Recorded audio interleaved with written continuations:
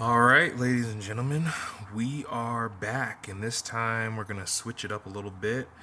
We're going to go away from the digital and we're going to go towards the traditional. And I really like digital painting, it gives a lot of freedom.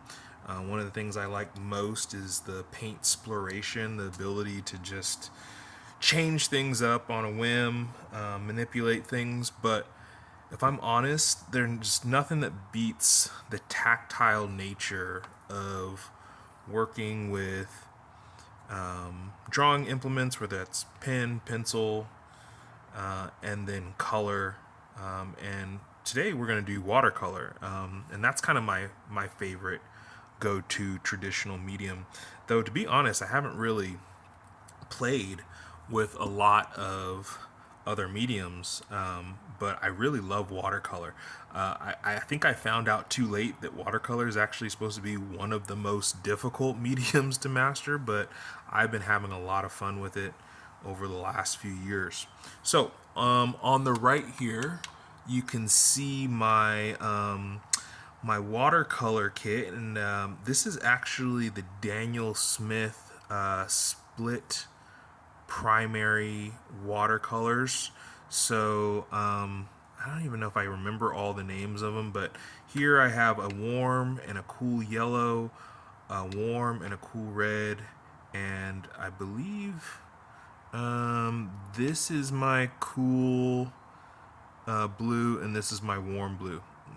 And really, you don't really need much more than this to be able to paint every kind of hue that you can imagine. It's a really great system. I've looked into other ones, but the split primary, 6 colors, you can basically make whatever hue that you want. Now, it does make sense that if you want to expand this palette, you may want to go into some colors that make it a little bit easier, like neutrals, like your browns and your grays, like your burnt sienna, that type of thing. You may also want to have a set of secondaries to easily mute these colors, but in all honesty, you can do all of that with these 6 colors. Everything else would just be kind of a convenience thing, or if it's a color that you really like from a manufacturer. I bought these way too early in my watercoloring career. I got into watercolor a few years ago, and I was like, oh, I want the best. So I went out and got the Daniel Smith. And you really don't need to jump into anything that extreme, but it was actually not too crazy. I think it was like 40 or 50 bucks for this set. And it doesn't come in the pans, it came in tubes. And this is the first pouring, and I've literally had this for a couple of years, and you can see I'm getting a little low on the yellows, but for the most part, there's plenty here to work with, and I still have the tubes. I could probably fill these pans up another 3 times. So it's a I don't think it's too horrible of a deal. But if you want to start with something cheaper, the Cotman sets I've heard really good things about. But what I have for today is actually something a little bit new here. These are supposedly the cyan, magenta, and yellow, right? That is alternative primaries. This is what we see in our home printers, because compared to a red, yellow, and blue, cyan, magenta, and yellow are supposed to be able to produce more variety of colors. It's still somewhat limited, but if you're only going to have 3 colors, these are probably the ones that you want. And these are actually M. Graham.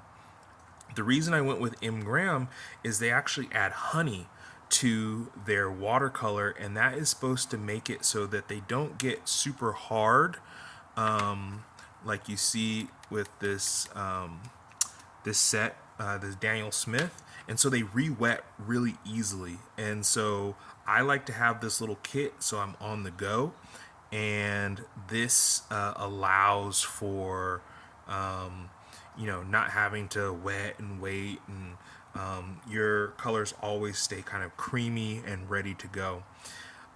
If you're living in a humid environment, you may not want to go in the M-gram or honey watercolor direction because it could be, it could produce mold.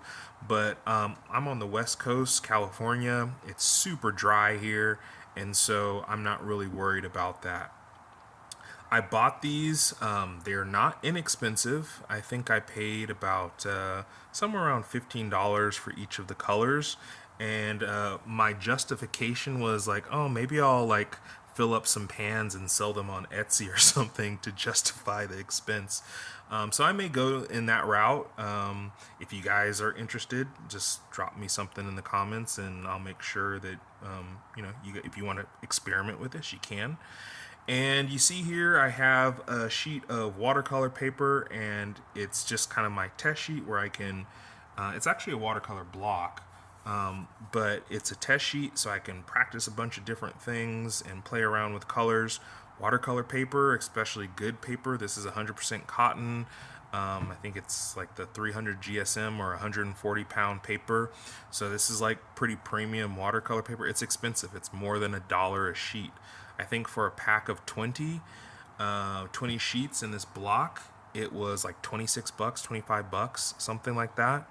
So that's not unusual. That's actually a pretty good price for watercolor paper. And I got this from an art store that produces their own. So you can see I've just been experimenting a lot here.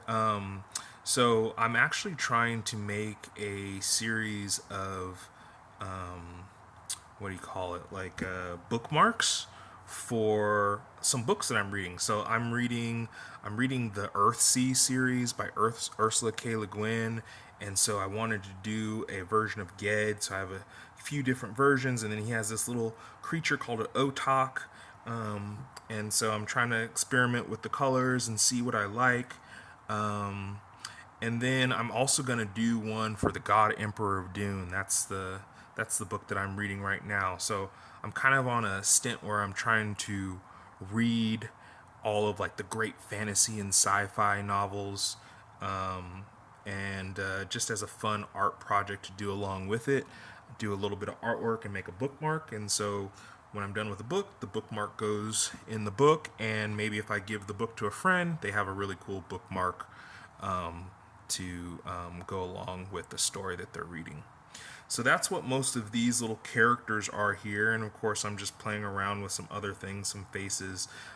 This is kind of like an automatic drawing. In my last video, I was talking about abstract design. I guess this is automatic painting, right? This is just to play. It's real. I'm not trying to make anything. I'm just trying to play with the colors, play with the techniques, and see what I come up with. It's a really good way to take the stress. A lot of people, when you're trying to make something representational, you can get into the problem of getting too tight.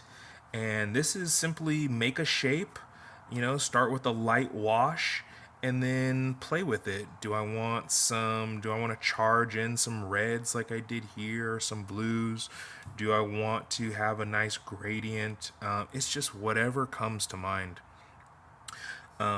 So most people, I've noticed, when it comes to watercolor and what we see on YouTube, they're kind of going more for the impressionistic type of watercolor.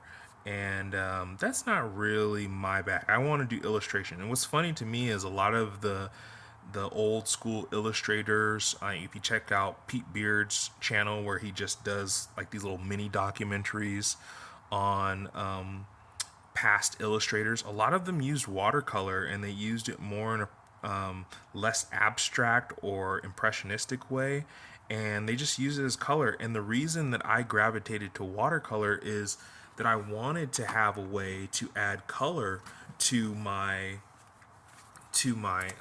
sketchbook, and I went over the different options and things that I possibly could do, and watercolor, in terms of like this tiny little kit, was the best option.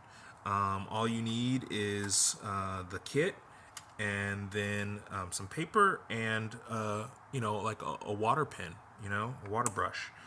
and you're good to go. That's kind of a better option than I thought markers. I don't really like how color pencils come out. They take so much force to kind of get a rich color. So this is what I thought would be best. And so you can see here, sometimes I just draw, and then sometimes I'll just go back and I'll start adding in some color to some of my previous drawings, and it's just a really fun way to go about it. You can see all my notes from the art classes that I've been taking. Not everything comes out nice, but let's see if there's anything else in here worth looking at. Notes. Oh, here's my first attempt at God Emperor. Don't really have like a clear palette choice. I'm just playing with the colors. If you guys haven't read God Emperor of Dune, it's turning out to be, I'm about halfway through. It's turning out to be my favorite Dune book so far. So I think it's better than the first one. But we'll see. We'll see how it ends up. But yeah, so that's why I kind of went in the direction of watercolors, just like convenience of being able to add color to your sketchbook. And this is just a moleskin, and it's pretty thick paper. It's not watercolor paper, but I find that I can get about 3-ish washes with this paper before it starts to break down. Whereas with a high quality cotton watercolor paper, you can really just dump the water on there. You can get in there and like really scrub the paper, and it's not going to break down. So it's a nice compromise. I know that Etcher Labs, I think I'm saying that right, has a watercolor notebook that people are pretty high on, and it's a pretty good price. So yeah, I think I'll stop here just for now, and I'll do another video in which I play with these new colors. And we'll just continue on here. I kind of want to use up like all the white spaces before I move on. But maybe I'll clean off the palette a little bit here, and we'll do some color swatches, and then maybe we'll do a little bit of an automatic drawing. All right, thank you for watching.